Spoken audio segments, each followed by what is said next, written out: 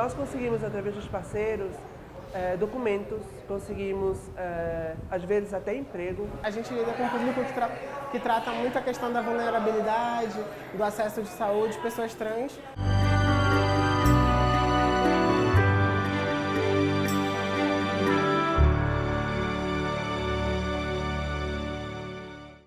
O Aproximar Muda Tudo de hoje traz um tema que cada vez mais vem ganhando espaço na mídia: a LGBTfobia.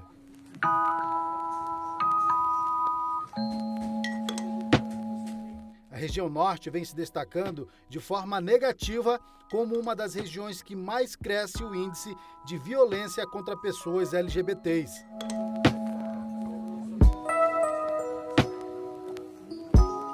Para promover uma reabilitação na sociedade, Manaus hoje possui um local para as pessoas LGBTs, para que possam se reerguer perante a discriminação e preconceito que sofrem por sua identidade de gênero.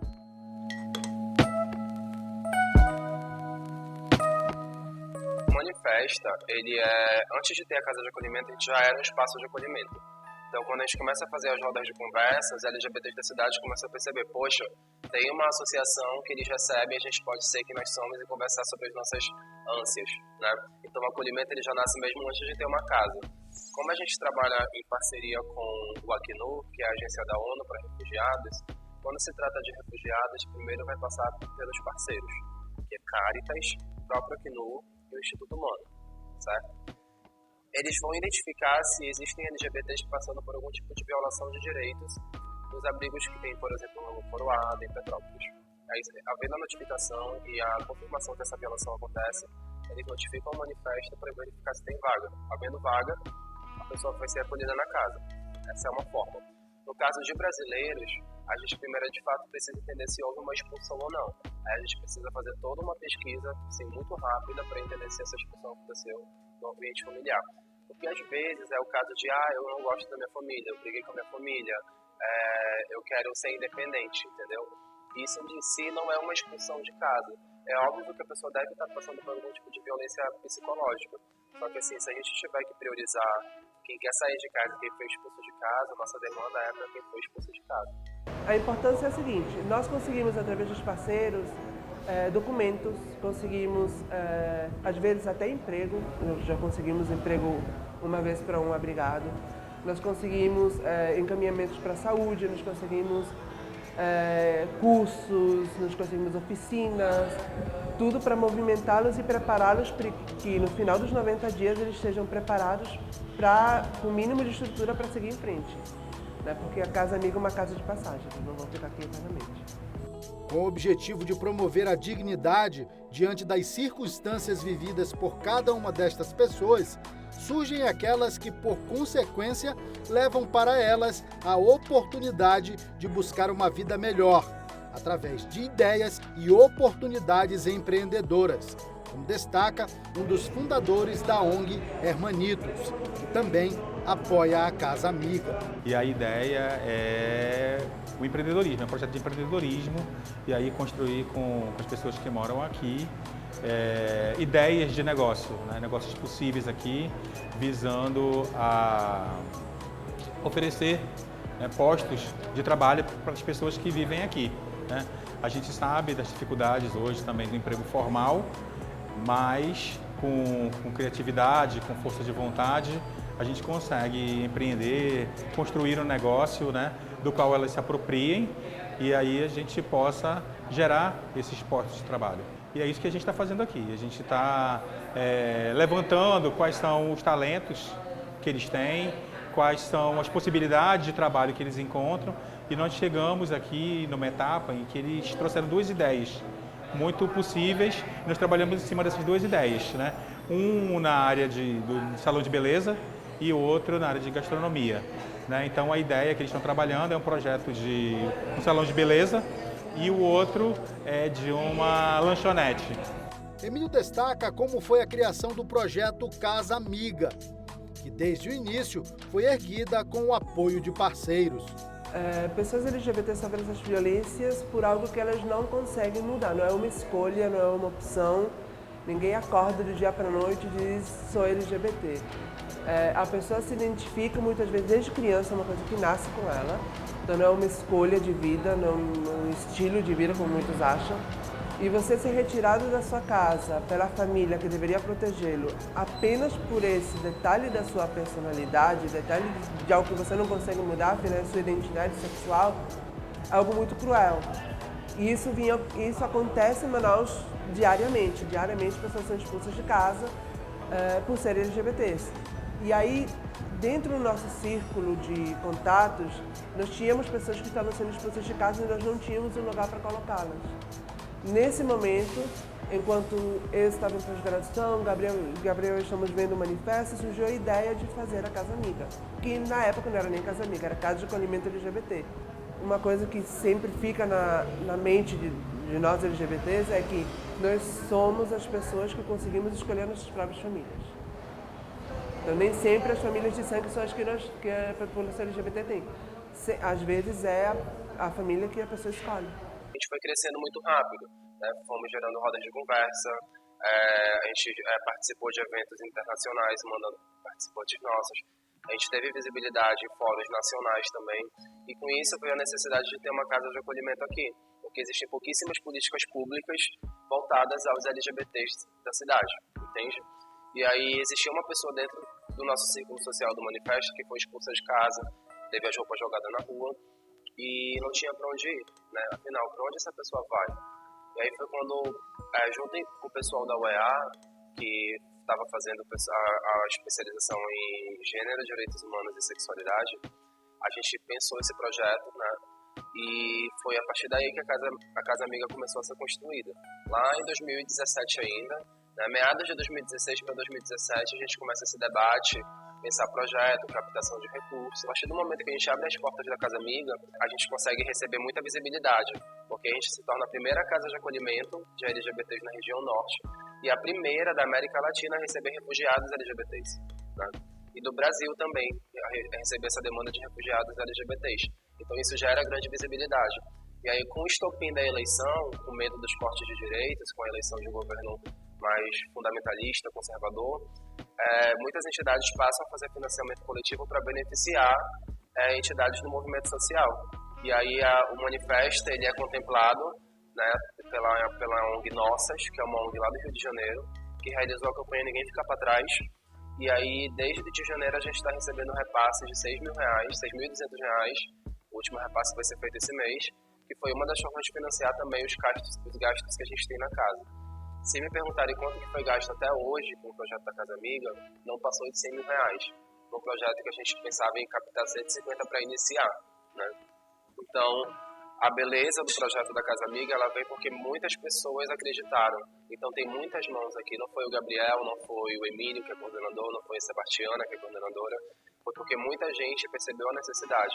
Em um momento que o próprio governo e o município não acreditavam e falavam pra gente que não havia necessidade de uma casa de acolhimento para LGBTs. Dados de um relatório de 2017 do grupo GGB da Bahia, que realiza o levantamento há 38 anos da LGBTfobia, mostra dados alarmantes do crescimento no Brasil.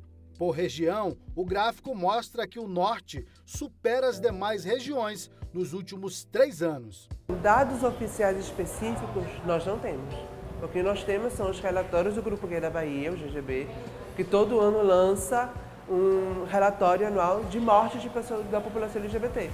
Então, esses relatórios, os 3 últimos que eu acompanhei, a início era 23 horas, cada 23 horas, diminuiu para 19. Hoje é 18, 16 horas um LGBT morto no Brasil.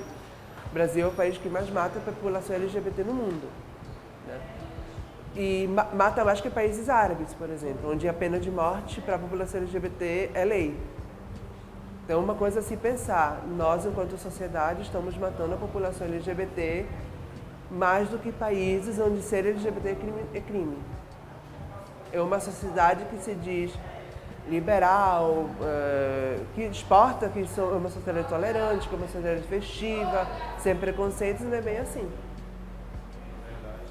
Na verdade, é exatamente o oposto. São pequenas violações de direitos humanos, pequenos preconceitos que não são na cara, qual a diferença do preconceito da população LGBT sofre no Brasil para outros países. Em outros países da América Latina, é na cara. O preconceito que a população LGBT sofre é na sua frente, você vê, é tangível.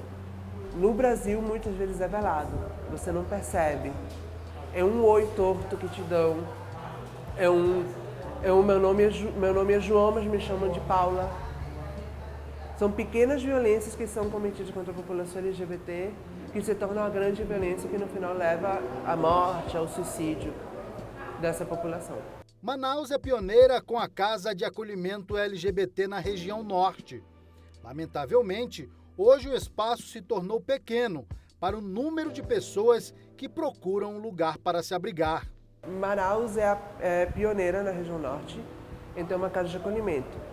Nós temos ao total no Brasil 12 casas de acolhimento que estão reunidas em um fórum que aconteceu esse ano em São Paulo, promovido pela Casa 1. Nós somos 12 casas de acolhimento no Brasil todo.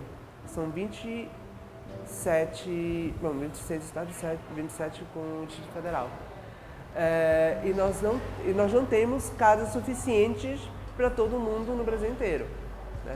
No Amazonas só tem uma e nós não damos conta de todo mundo. Nós recebemos pedido todos os dias de pessoas que precisam ser acolhidas e nós não temos vaga porque nós não temos mais espaço. Nós estamos lotados.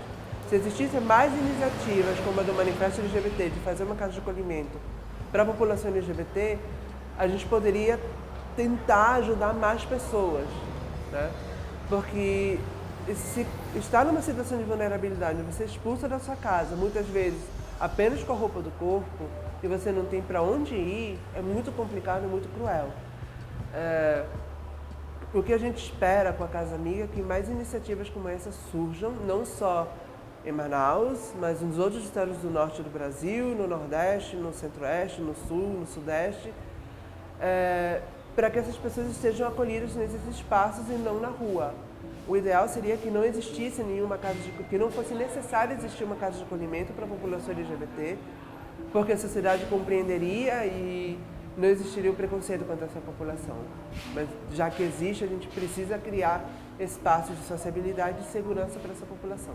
Emílio revela ainda alguns relatos de acolhidos que sofrem um preconceito. Uma das acolhidas foi no serviço de saúde, ela estava passando mal, e o serviço de saúde falou para ela que aquele não era local dela, não era hospital de refugiado. Ela tinha que procurar um hospital de refugiado porque ela não ia ser atendida ali. E o hospital fica aqui perto, Policlínica Gilberto Mestrinho. E aí nós tivemos que entrar em contato com os responsáveis para contornar, porque não existe hospital de refugiado. Qualquer hospital, qualquer UBS, qualquer centro de média e alta complexidade pode e deve atender uma pessoa LGBT, uma pessoa refugiada. Não existe um hospital específico ou especial para essa população, porque é um direito universal. Ele tem que ser, o acesso é universal, por isso que é o Sistema Único de Saúde. Então essa é uma das violações que a gente passa. Já tivemos abrigado que apunhando a polícia sem motivo nenhum. São violências que as pessoas sofrem e que ficam invisibilizadas. Uma violência, nós tivemos que prestar uma queixa e o tempo todo o escrivão se referia à pessoa trans como ele. E nós falamos, não, é ela. E assim nós passamos meia hora falando, nunca falei tanto a palavra ela na minha vida como tive falando esse dia. E é uma coisa que é recorrente. Por isso que nós não temos dados oficiais de violência contra a população LGBT. Tudo é feito de forma hemerográfica pelo GGB.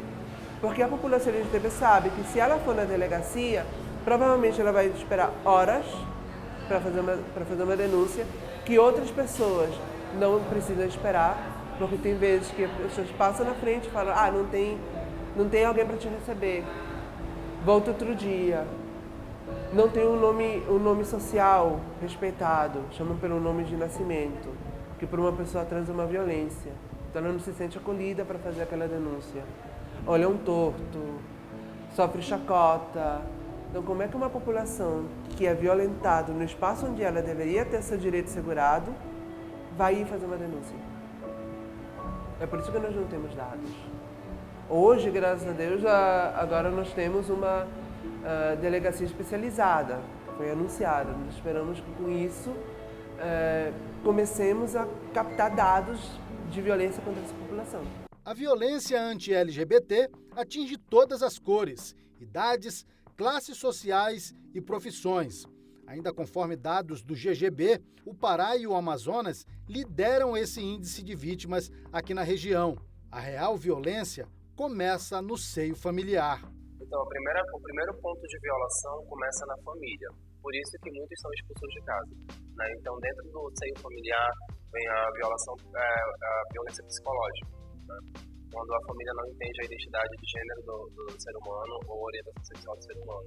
E aí ele passa a ter que esconder, se achando que ele não se encaixa, que ele está decepcionando a família. Isso vai gerando ansiedade, depressão.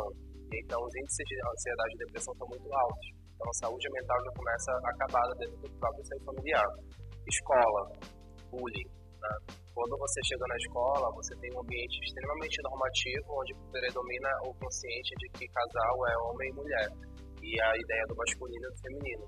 E quando um rapaz gay ou uma garota lésbica eles demonstram o oposto a esse comportamento, já é um fator de bullying. Alguns têm o privilégio de passar despercebido por isso, mas a grande maioria sofre essa violência, às vezes até por conta dos gestores das escolas, isso tanto no município, no estado e nas escolas privadas. Esse ano, por exemplo, um rapaz foi expulso de um evento da escola porque estava usando batom pela própria gestora, entendeu? A SEDUC se deu o trabalho de tomar iniciativa e houve uma bilateral, uma conversa com essa gestora. Eu não lembro ao certo o que aconteceu, mas ela foi advertida sobre essa situação, certo?